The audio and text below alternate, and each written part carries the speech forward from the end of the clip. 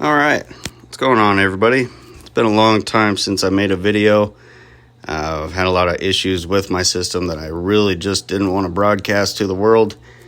It's pretty annoying to deal with. Basically, it was a dyno flangellates issue. I finally gotten past it, and everything seems to be doing well now. So, essentially, what I did to treat it was I was dosing Microbacter 7, along with some Neophos for phosphates, because I had absolutely zero phosphates, and seemed to be doing okay. Not a lot of change. You could see a little bit here and there, and then a little bit closer to the end of like a 30-day period, I started feeding Reef roids, because a lot of people were saying, hey, it bumped up my phosphates too much, I can't do it. It's really messing with my tank, and I'm like, hey, I can't seem to get phosphates or even keep it up for more than 24 hours, so let's go ahead and try it. So did that, and shortly after, I noticed that my sand's a lot whiter. I don't have all these nasty strings all over the place, and corals, polyps are out, and everything seems to be a lot happier. So pretty happy with that. But as you can see, I'm in a different system now. I'm in a Red Sea Reefer 525. So there's a lot more room front to back and side to side. So I'm able to spread things out a little bit more and get more of a look that I wanted in my system. I'm also using some different lights. I'm not using the T5 bulbs anymore. I really wanted to go LEDs just because I love them, and I had the opportunity to do so. So I'm currently using the Reefi Duo Extremes from Reefi Labs. They're great LEDs. Definitely a competition for the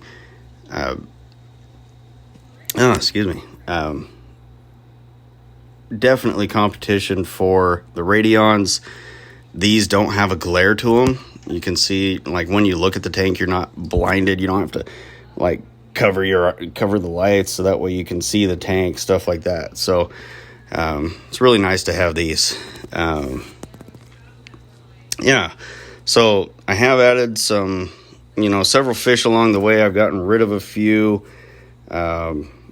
just because of they weren't jiving with my system very well. Like the previous tang that I had was a blue eye coal tang.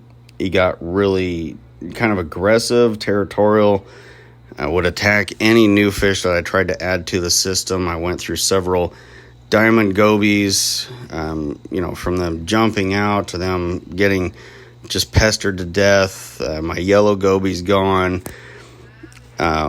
I just got tired of dealing with this, so I had to get rid of that fish. I also had a couple urchins in my system that were doing really good at keeping any kind of algae at bay. So that's why you see, some algae around the edges here. I had to get rid of them because they were starting to munch on my acros and other SPS that I finally have in my system.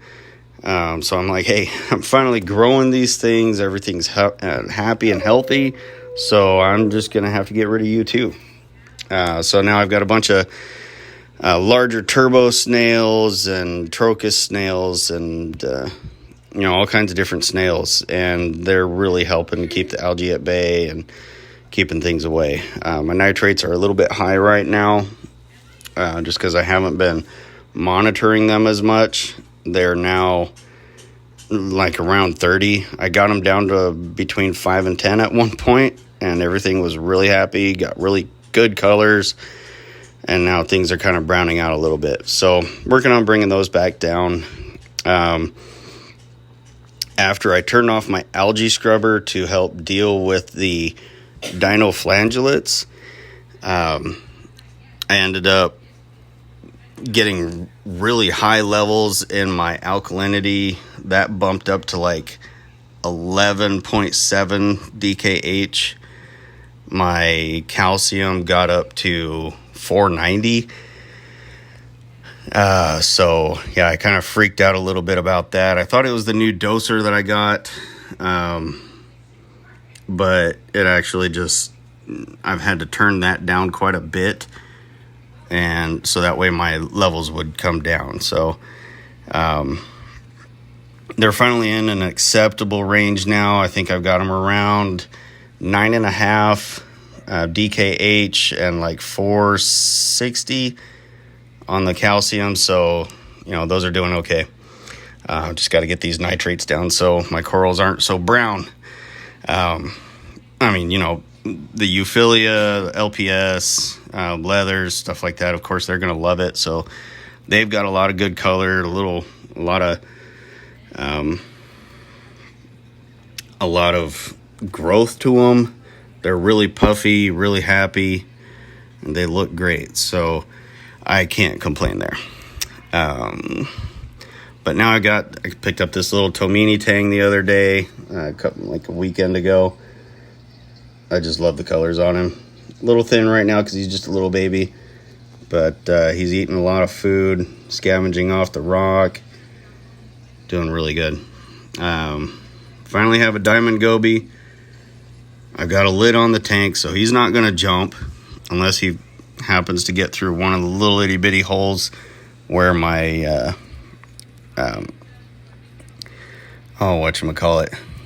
where my pumps are supposed to go through the cords and stuff. So hopefully he doesn't figure that out. I've also got a little firefish here.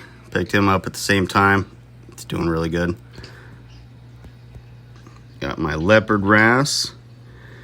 Had a Millinaris wrasse before, and he was getting really territorial too with anything I put in the system, and he started eating all my snails, which was a no-go for my system since I had to get rid of the urchins. So he had to go too.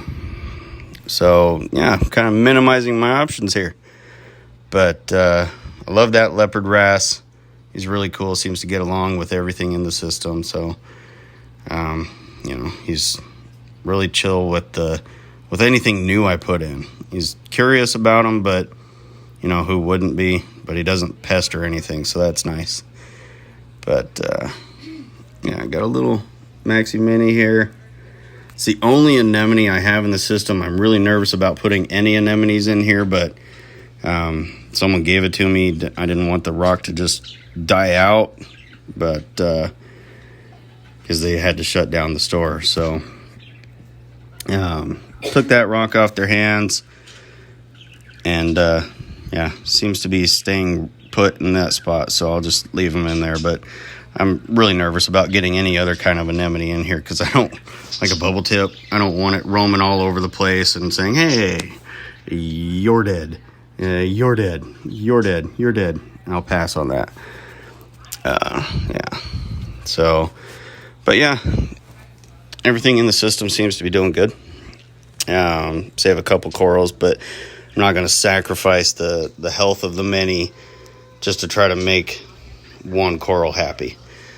I'm just going to keep it the way it is, keep my parameters stable, and keep them in an acceptable range. So that's the main thing. Just keep it stable, keep it happy, and everything will just kind of adjust. If it doesn't adjust, it doesn't belong in there anyway. Right? I think that's the way it should go.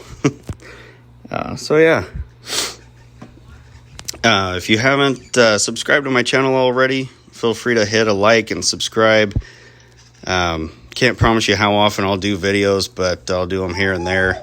Get pretty busy with other things, so real life gets in the way. Yeah. If you have any questions or anything, feel free to comment down below in any of my videos. I'll try to respond as soon as I can.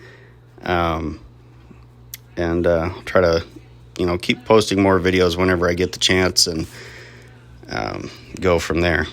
Anyway, hope you guys have a great weekend.